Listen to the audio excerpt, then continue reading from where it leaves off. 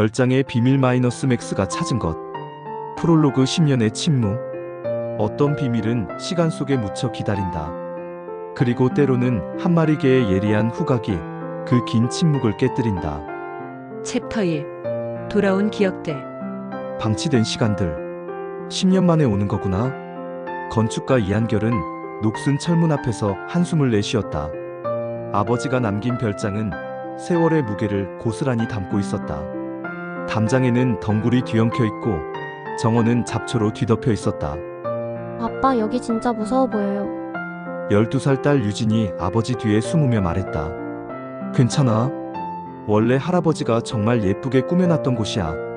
청소하고 정리하면 다시 예뻐질 거야. 한결의 곁에서 3살 골든 리트리버 맥스가 꼬리를 흔들며 새로운 환경을 탐색하고 있었다.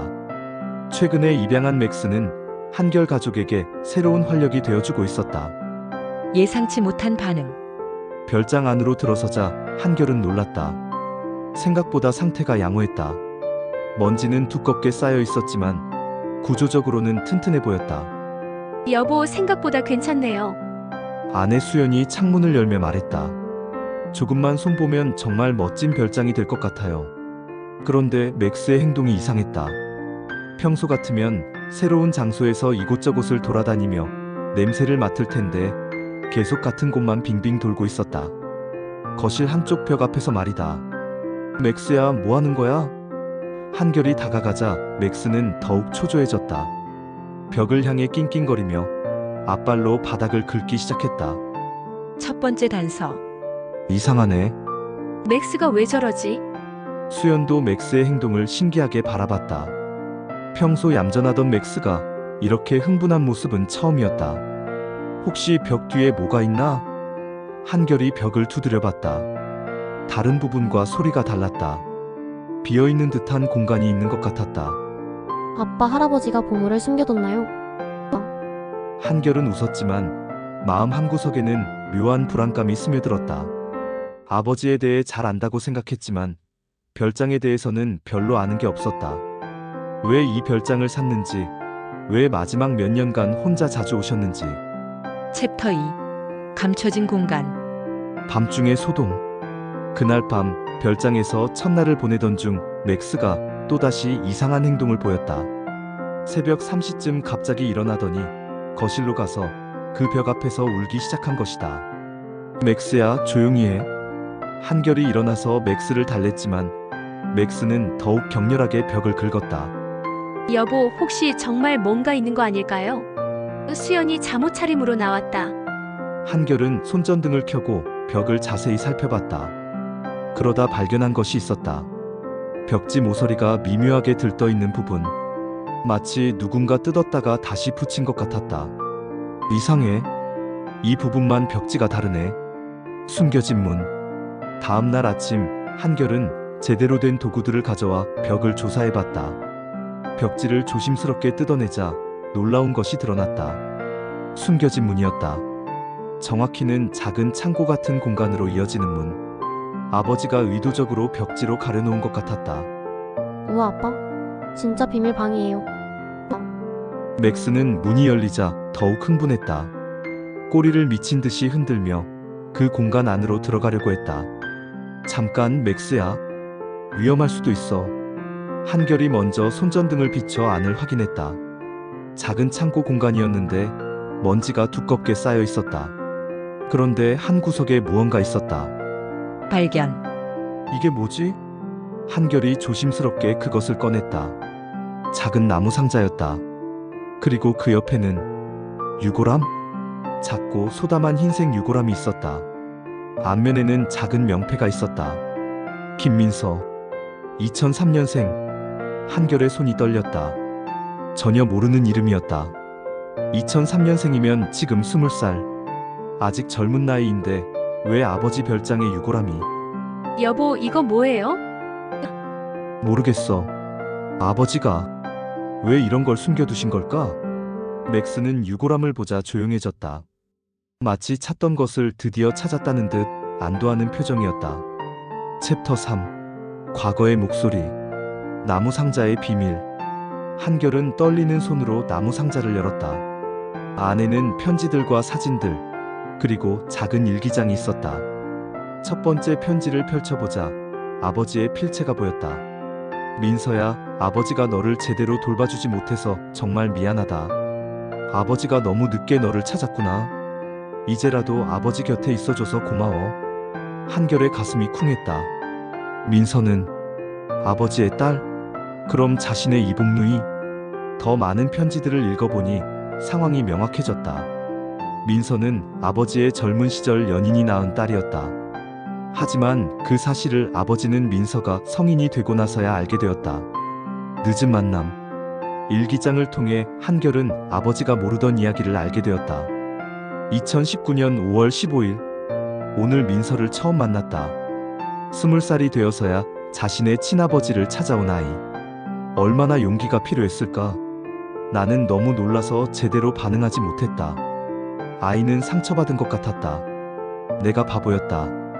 2019년 7월 2일, 민서와 별장에서 시간을 보내고 있다. 아이는 생각보다 밝고 똑똑하다. 미술에 재능이 있어서 이곳에서 그림을 그린다. 내가 놓친 20년의 시간들이 아깝다.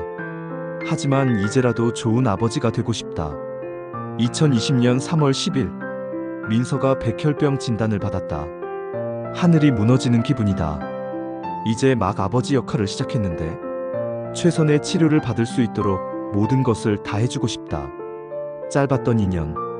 일기는 계속되었다. 아버지가 민서의 치료를 위해 얼마나 노력했는지, 둘이 별장에서 함께 보낸 소중한 시간들이 기록되어 있었다. 하지만 2021년 봄, 민서는 세상을 떠났다. 2021년 4월 18일, 민서가 떠났다.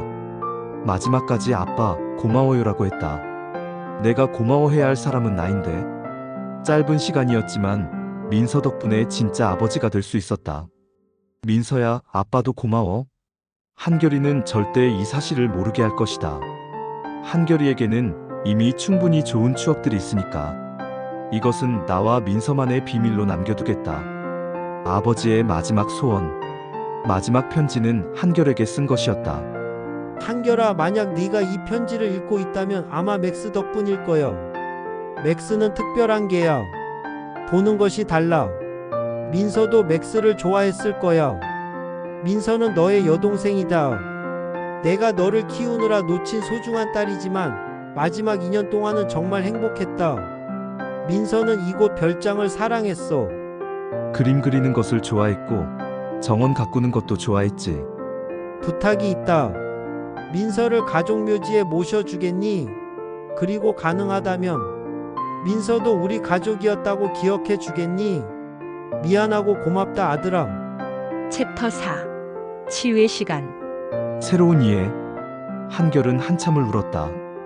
아버지에 대한 원망과 이해, 민서에 대한 애틋함이 복잡하게 얽혔다. 여보, 수연이 조심스럽게 다가와 한결의 어깨를 감쌌다. 아버님이 얼마나 힘드셨을까? 맞아요, 아빠. 유진이 말했다. 할아버지가 동생을 정말 사랑하셨던 것 같아요. 그럼 민서 언니도 우리 가족이네요. 한결은 고개를 끄덕였다. 이상하게 마음이 편해졌다.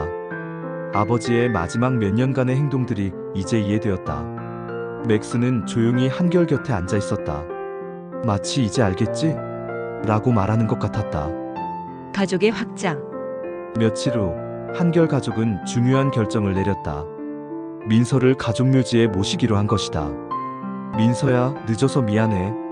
이제 우리가 제대로 모실게. 안장식은 소박했지만 따뜻했다. 한결, 수연, 유진, 그리고 맥스가 함께했다. 민서 이모 안녕하세요. 저는 유진이에요. 할아버지가 이모를 정말 많이 사랑하셨어요.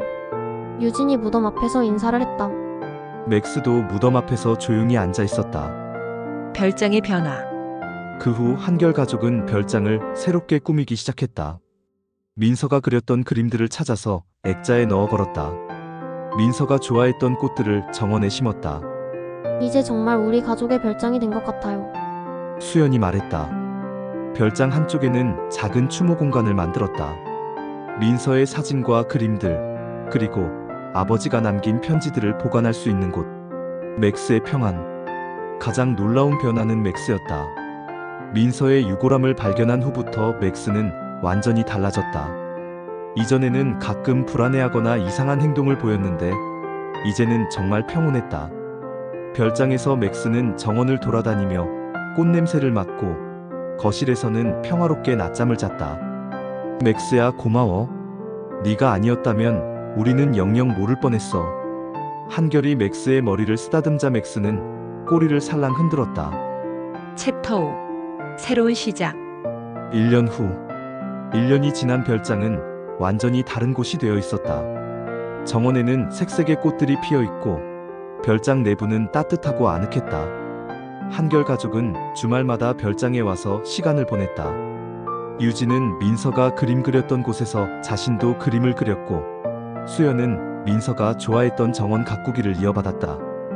아빠, 민서 이모도 우리를 보고 있을까요? 유진이 물었다. 그럼 분명히 보고 있을 거야. 그리고 우리가 이렇게 행복하게 지내는 걸 보고 기뻐하고 있을 거야. 완성된 가족. 맥스는 여전히 특별했다. 가끔 빈 의자를 바라보며 꼬리를 흔들기도 하고 민서의 그림 앞에서 조용히 앉아있기도 했다. 맥스는 정말 신기한 게요. 수연이 말했다. 마치 민서를 느끼는 것 같아. 그럴 수도 있어요. 유진이 대답했다. 맥스는 특별하니까. 어느 저녁 별장 정원에서 가족들이 함께 저녁을 먹고 있을 때였다. 맥스가 갑자기 일어나더니 하늘을 바라보며 작게 짖었다. 슬프지도 기쁘지도 않은 그냥 인사하는 듯한 소리였다. 민서야, 안녕.